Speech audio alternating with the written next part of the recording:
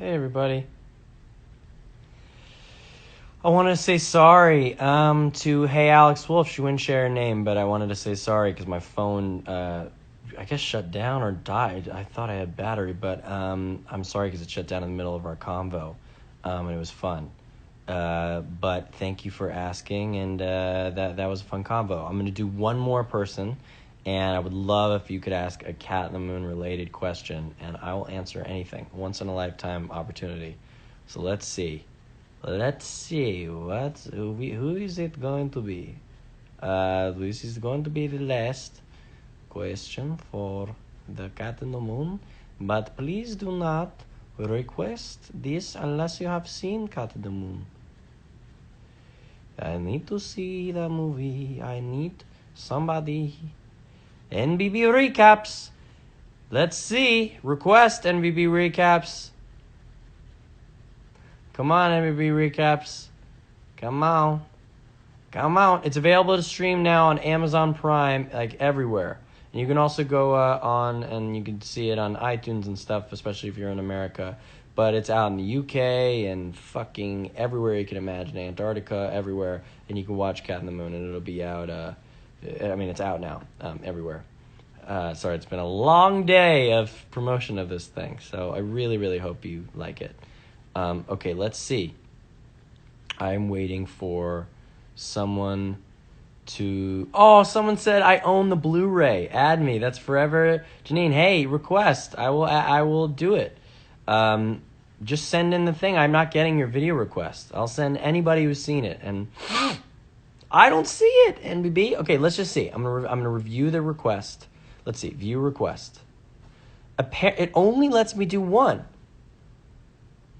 I'm so sorry, but it's only letting me do one. I think you have to just keep requesting, and a bullion times is what someone says. Wait, come on, I can't... Oh, there we go. I figured out how to... Okay, I can select. Give me 1 second. And I know a couple of these people have been on here the whole time and deserve a FaceTime.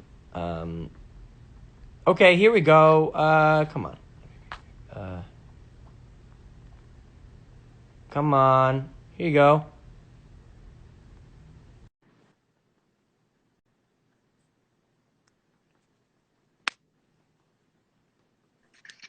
Hey! Hi, Alex. How are ya? I'm amazing. How are you? So good. What's your name? Hi, I'm Mary. I know about your guys' amazing podcast. I've heard all about it. I can't hear you, but I see your excitement. Oh my God, can you hear me now? Yes, I can. Hi. Yes, I Yes, know I all am about one your of the podcast. hosts. You guys are awesome. I love Thank you you. guys. Oh my God, thank you so much. Yeah. Please come onto our podcast someday. Someday I will definitely do it. It'll be fun. Awesome. Okay, so I definitely want to ask you about The Cat in the Moon because it has become my comfort movie over this quarantine, believe it or not. Thank you. Yeah, I think sometimes darker movies can be comforting when life is dark.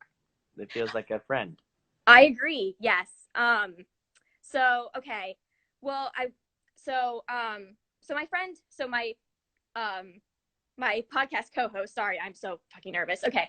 So am I. I'm nervous too. I'm like talking. And I'm like, hi. It's just because it's scary. You're talking to a stranger. We're strangers, but I know you so well. Like I've been seeing your things or whatever. But don't be nervous. I'm just like I'm as nervous as you. And Yes, you're a person.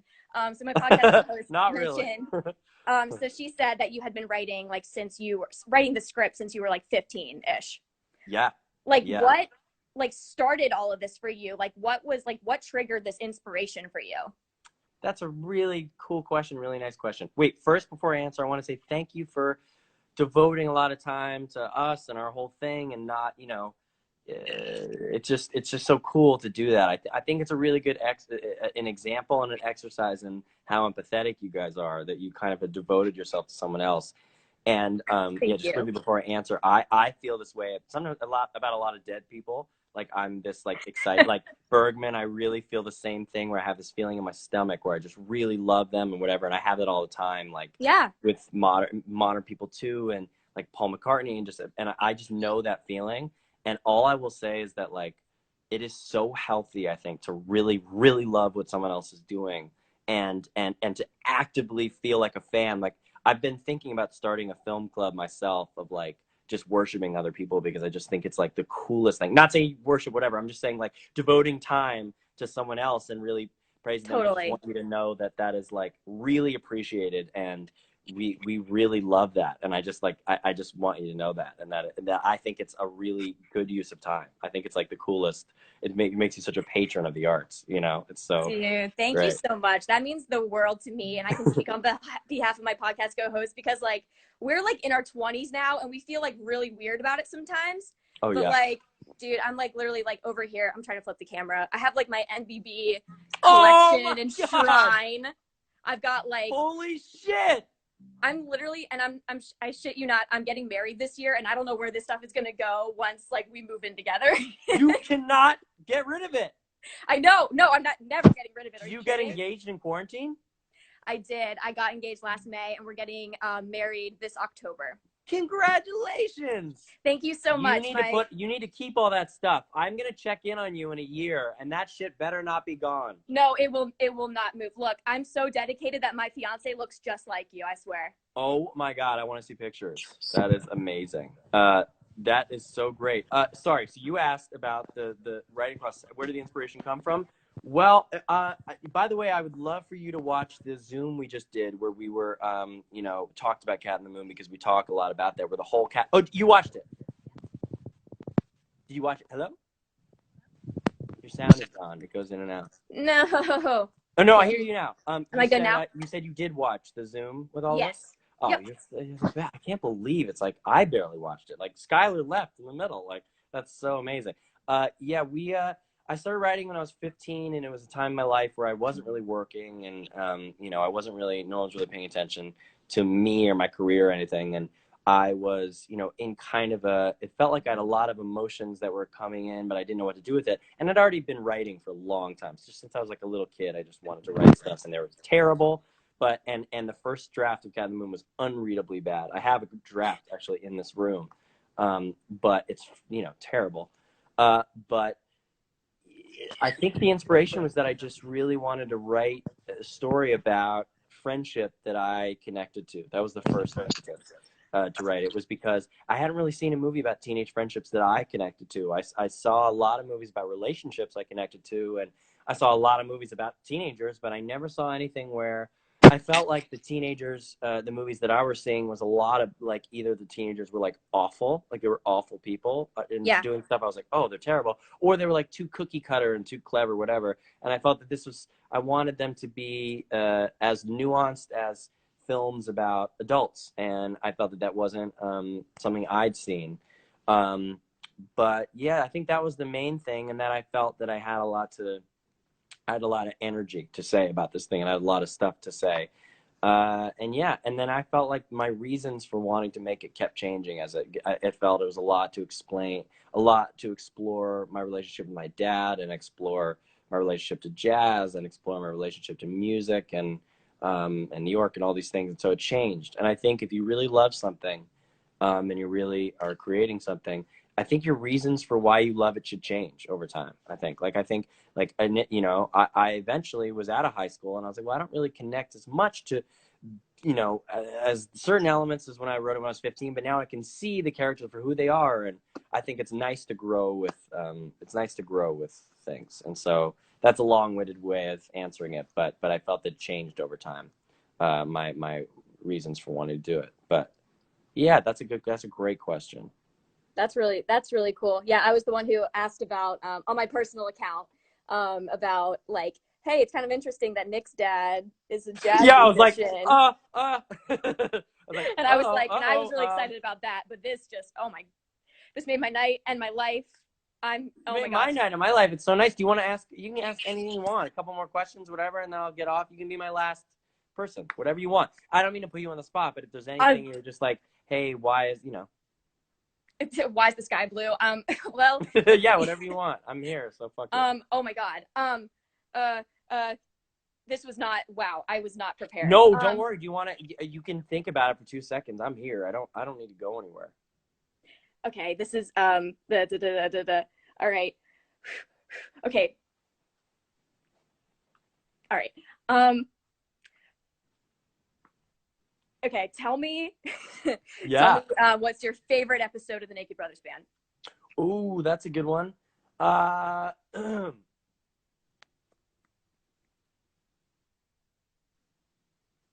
movie.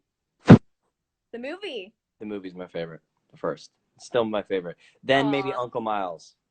Uncle Miles is one of my favorites. We're just about, that's our next episode that we're going to recap on the podcast. Oh, I really like that one. I'm proud of that one.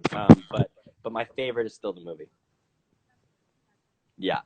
And if you want to watch any cat and or you want to have any ask any Cat in the Moon questions, I will literally answer anything that you want before we get off. Anything about the movie. Oh, I can't hear you. No. How about now?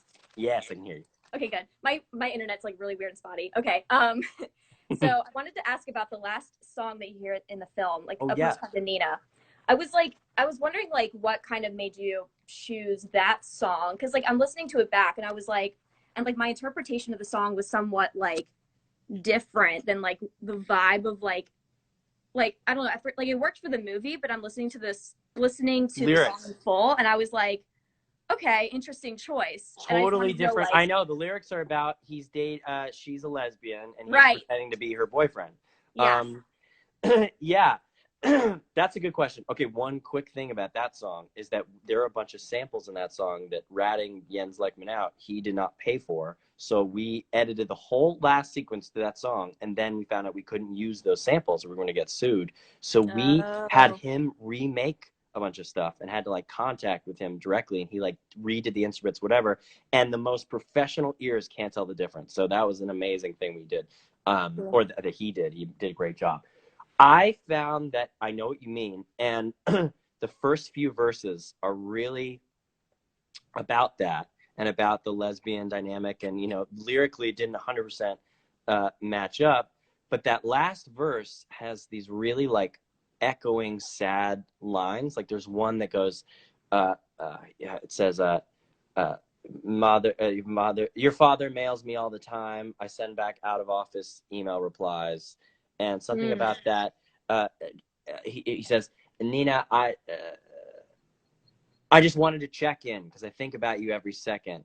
And yours truly, Jens Lekman. It felt like the end of a letter. And that last verse felt like the movie. Like it felt like a nice little end to this girl.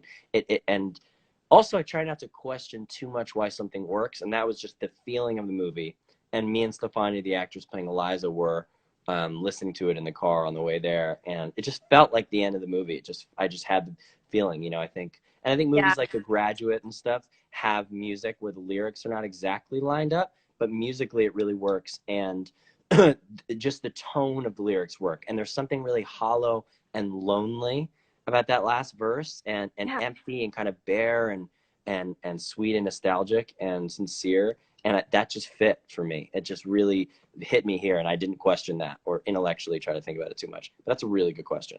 That's very cool. Yeah, it definitely worked with the vibe because I just loved the way that Nick and Eliza were just smiling at each other across the room, like kind of like in a sad goodbye-ish kind of way, but it was also like a sweet farewell. But like you could just tell that there was just like so much history between those two, like with the eye contact they made. It was just perfect. And thank you so much. That's really sweet. I think that it's also because they don't know if they're ever going to see each other again. So it's kind of just kind of and they can't really, and you don't always get those moments in life to go and say goodbye to the person or whatever. It's just kind of like an awkward, and so thank you for saying that. I really appreciate it. Yeah. Well, you're the best, and I will definitely go on your podcast as soon as this fucking quarantine nonsense is up. I hope you're staying safe.